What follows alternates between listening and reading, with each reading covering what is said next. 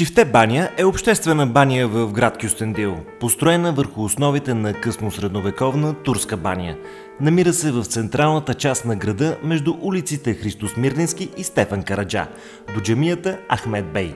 Първоначалната пък турска баня е построена през 1489 г. от Сюлейман Паша върху основите на Паутолийския Асклепион. През 1901-1902 г. общинската управа си поставя за задача да превърне Кюстендил в европейски тип балнеологичен курорт. Макар че грандиозният план не е доведен до край, са осъществени редица дейности. През 1908 г. са каптирани топлите минерални извори в подножието на Хисарлъка. Изграден е водопровод. През 1910 г.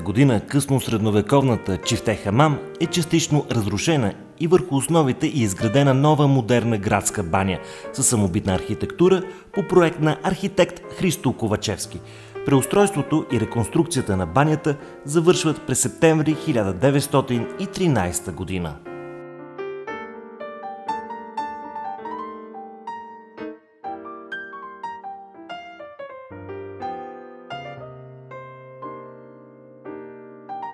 Алай баня, или познатата на кюстендилци и с другото си име Войнишката баня, е обществена баня в град Кюстендил, построена върху основите на късно-средновековна турска баня.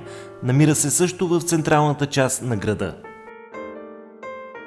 Първоначалната турска баня е частично разрушена след освобождението и е възстановена през 1912-1914 година, като неголяма двуетажна сграда с едно отделение. През 1928 година е модернизирана и преустроена в сегашния си вид. Днес банята включва сауна, басейн за релаксация, масажно отделение и спомагателни съоръжения. Банята е и предпочитано място за срещи на жителите и гостите на областния град.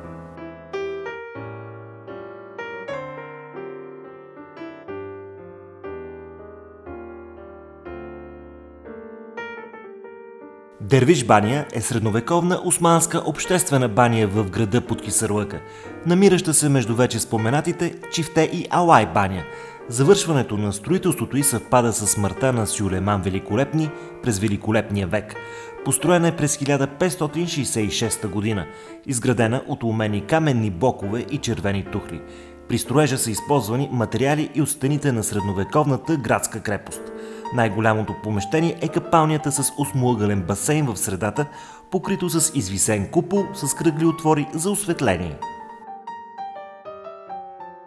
Според хипотеза на етнолога, доцент доктор Екатерина Киримидарска от Регионалния исторически музей в Кюстендил, Дервиш баня е построена от преселници дервиши от Коня, Мала Азия, които преди това били посветени в богомилското учение.